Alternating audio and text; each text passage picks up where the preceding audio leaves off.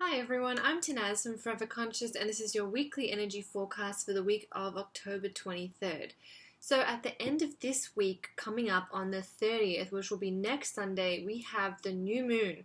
Now, if you experienced a new moon in October already, on October 1st, this will be your black moon. And for those of us who had the black moon in September, this will be a regular new moon for you. So if you didn't get an opportunity to experience the black moon earlier this month, you will have your opportunity coming up on next Sunday, the 30th. I will talk more about the new moon next week, but I just wanted to let you know that it's coming up and to let you know that we're leading into this energy. This new moon is very dreamy. It's a very contemplative new moon. It's going to be allowing us to go deeper within and to work out how we really feel about things. It's very imaginative and creative. I really do like this new moon, and I think it's perfect that it falls so close to Halloween.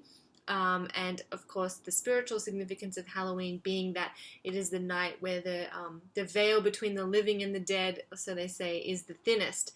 And so it's a beautiful new moon for that kind of work. If you are interested in expanding your intuition, if you're interested in expanding your ideas, thoughts, or feelings around magic and other dimensions, it's a beautiful new moon to be working with that energy.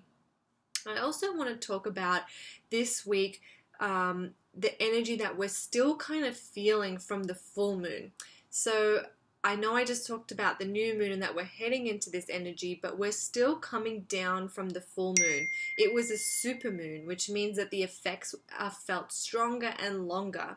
This full moon in Aries that we had last week was all about action and energy and actually standing up and going, I'm going to take changes, I'm going to make changes in my life.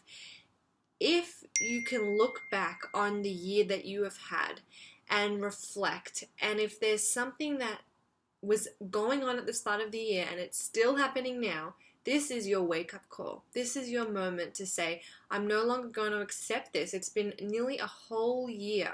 So if there's something that you've been struggling with since the start of this year, I really want you to use the energy of this week to make some changes. They don't have to be big changes. They can be as small as you want them to. But if you want a different result, you've got to make some changes. A lot of the time when we think of making changes, we think of completely shutting something out or shutting the door on something. And I want you to be careful with that mentality.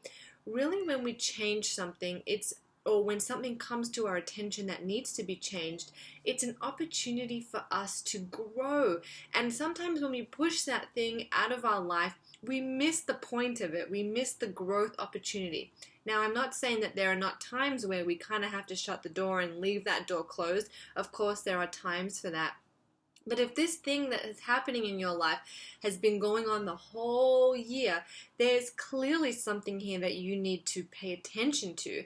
So if you want something different, if you want to make some changes, start small and start this week. What is one small thing that you can do to shift your reality, shift the way you think about it, shift the way you've been handling it, shift your attitude, something. And this week is the perfect time to do that.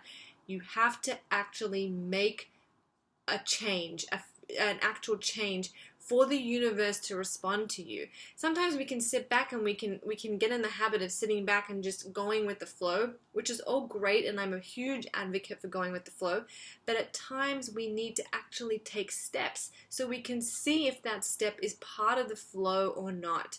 So if you're feeling stuck, if you're feeling stagnant, if you're reflecting on your life and something from the start of the year is still manifesting and repeating and giving you the same thoughts and feelings as they were in the start of the year, that is a sign for you to step up and do something about it. Don't put it off.